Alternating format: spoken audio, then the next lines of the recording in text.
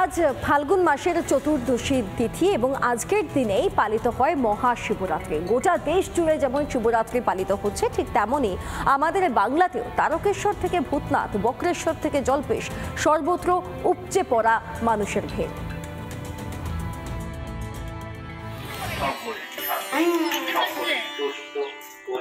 নমো পার্বতী।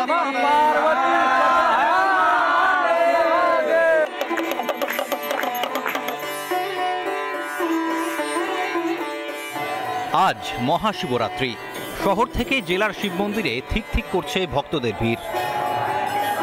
শিবরাত্রি সকাল থেকেই তারকেশ্বরে যে মন্দির, সেই মন্দিরে ভক্ত সমাগম। আমাদের সেই ছবিটা দেখা দেখতেই পাচ্ছ, প্রচুর কিন্তু মানুষ ইতিমধ্যেই তারকেশ্বর যে মন্দিরে, সেই মন্দিরে এসে হয়েছেন এবং পুজো দেওয়ার জন্য তারা লাইনে দাঁড়িয়েছে। কলকাতার ভূতনাথ মন্দিরেও উপচে পড়া ভিড়, লম্বা লাইন ভক্তদের। গতকাল রাত্রির 1:30 থেকে শুরু হয়েছে এইরকমই ভিড়। প্রচুর মানুষ তারা গতকাল রাত্রিবেলায় চলে এসছে ভূতনাথ মন্দিরে বাবার মাথায় জল ঢালবে সেই জন্য। আর আজকে সকালবেলায় গঙ্গায় ডুব দিয়ে অনেকেই আসছেন বাবা ভোলেনাথের মাথায় তারা জল ঢালবে। এশিয়ার দ্বিতীয় বৃহত্তম শিবলিঙ্গ নদিয়ার শিবনিবাসেও চোখে পড়ার মতো ভিড়। হর হর মহাদেব, হর হর মহাদেব। ঠিক এই নদী থেকেই জল নিয়ে রাজা কৃষ্ণচন্দ্র তিনি কিন্তু এশিয়া মহাদেশের যে সর্ববৃহৎ শিবলিঙ্গ তাতে কিন্তু জল ঢেলেছেন। আর তারই দেখানো পথে আজকে রাজ্যের বিভিন্ন প্রান্ত থেকে কাতারে কাতারে পর্যটক তারা কিন্তু আসছেন। দীঘার চন্দনেশ্বর মন্দিরেও সকাল থেকেই ভক্তদের ঢল।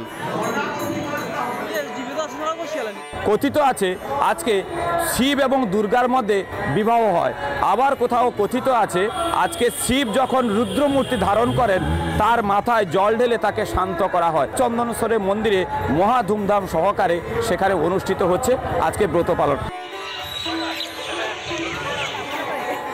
শিবরাত্রি উপলক্ষে জলপাইগুড়ির জল্পেশ মন্দিরে বসেছে মেলা।